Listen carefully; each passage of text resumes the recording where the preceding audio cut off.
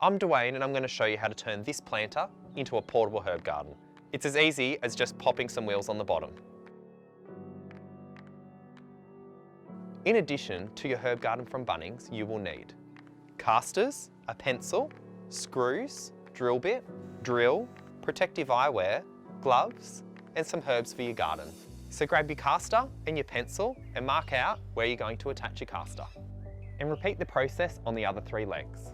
Now that I've marked where the screws will go, I'm going to drill some pilot holes.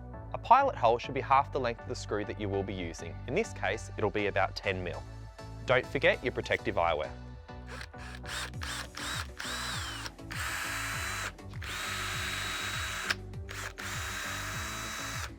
Line your castors up with your pilot holes and drill them in. 2 of our castors don't spin, so make sure you put them on pointing in the right direction.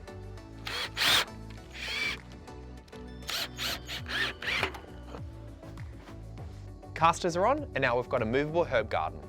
Plant your favourite herbs and veggies and wheel them into the sun.